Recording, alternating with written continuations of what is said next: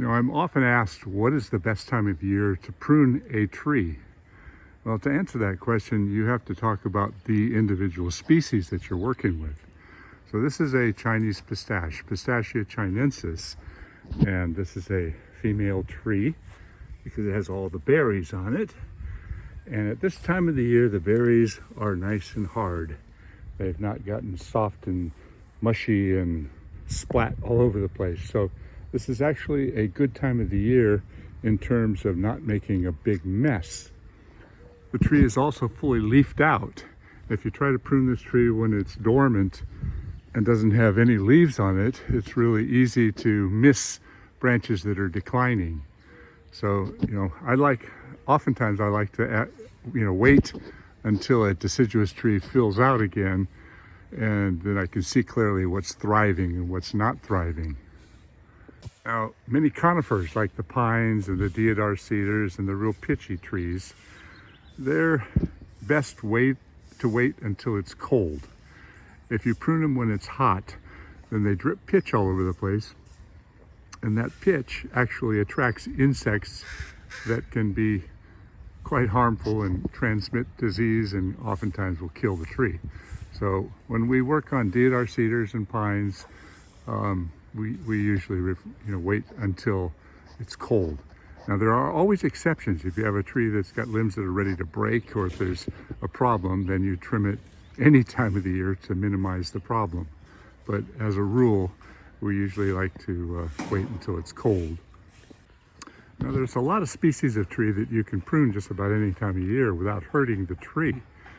But if you're trying to take advantage of timing, for instance, this olive tree is full of little tiny olives, and it just got through the blossoming stage. So if I was going to do a light shaping on this tree, I could radically reduce the volume of fruit.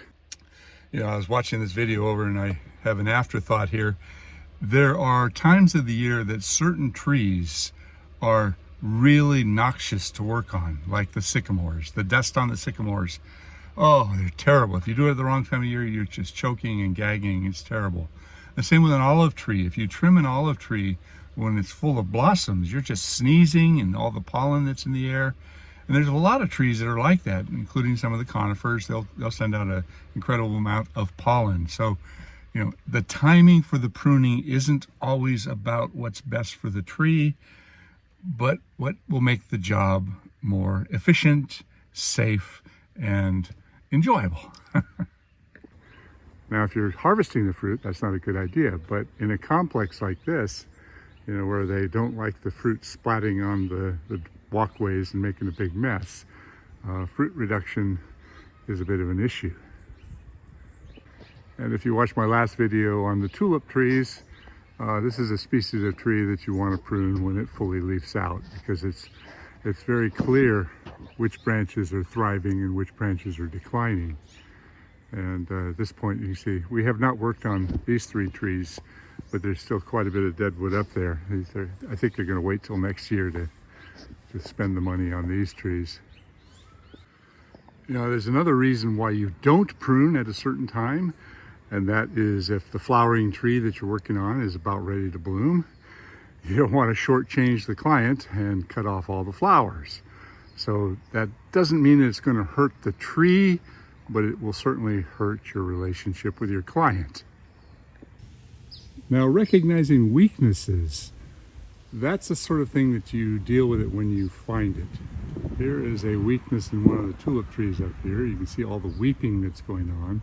So what that tells me is in the wind, this is pushing and opening and closing and opening and closing, and all that weeping down there is associated with this tight inclusion right here. So if the wind blows really hard, that's going to split apart. So what do you do about something like that? You can certainly take off the weak part of the tree, but that's going to leave it kind of one-sided. You could put a cable up there, that may help some, but sometimes the degree of weakness just goes beyond what's right.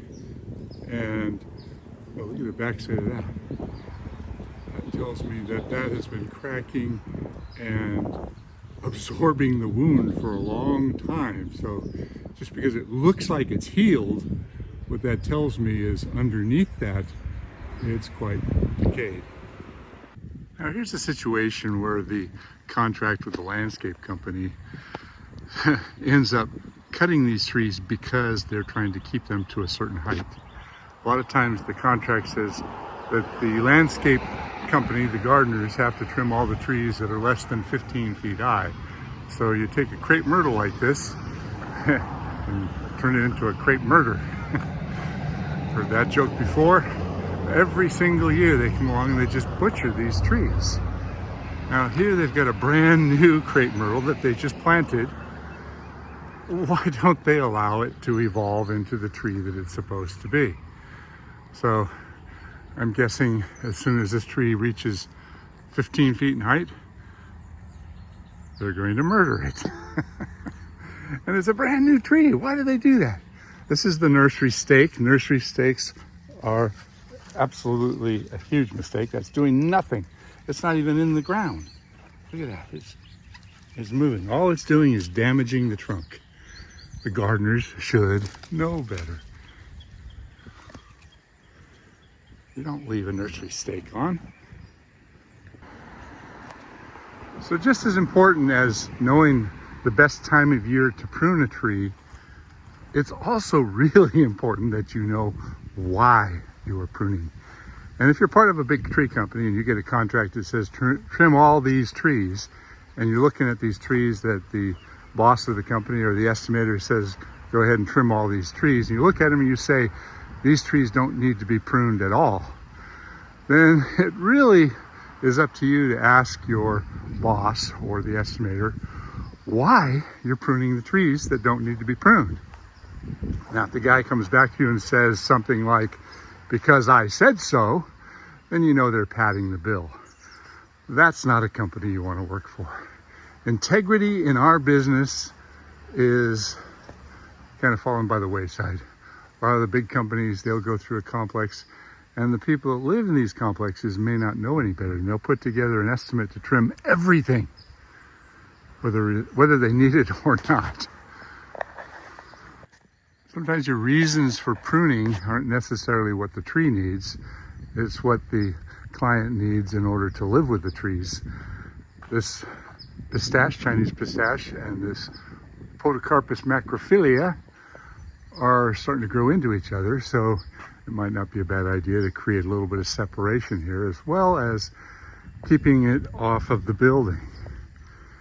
Now, rodents, squirrels, rats will run up the tree. In this case, there's not a whole lot you can do about it, but one of the things that we often do is what we call building clearance. So we'll go around the whole complex and cut everything back away from the buildings so that the people who live here don't get awoken when the wind blows. Okay, certain types of trees like citrus are frost sensitive, and if you live in an area where you've got a frost or a potential frost and you prune the tree just prior to the frost and you cut it back and it has all these tender open wounds, that tree is going to be much more sensitive to the damage that a frost could cause. So I never prune citrus trees prior to the season where we might get that unusual cold snap. Now, I didn't talk about fruit trees too much, but most people want to keep their fruit trees a little bit shorter so that they can reach the fruit. But also, by pruning a fruit tree when it's dormant, you can create a whole lot more fruiting spurs that will create a higher volume of fruit. So there are justifications and reasons for pruning that may not necessarily be right for the tree, but they're right for you because you want to make more fruit. So just because a tree produces an abundance of fruit doesn't necessarily mean that that's what the tree needs to do. So once again, timing is important. You don't want to trim a fruit tree as it's blossoming. You don't want to trim a fruit tree as it's developing fruit. You want to do it when it's dormant. And the big however is Sometimes you'll have a tree that is so overloaded with fruit, like apple trees sometimes, that they start breaking branches. So the pruning that you do there is like last ditch, let me save the tree before it's gone. Well, thanks a lot for taking the time to watch this brief little talk about timing and pruning ideas. If you're not subscribed to my channel, please subscribe, hit the like button, hit the little bell, and leave me a comment. Thanks.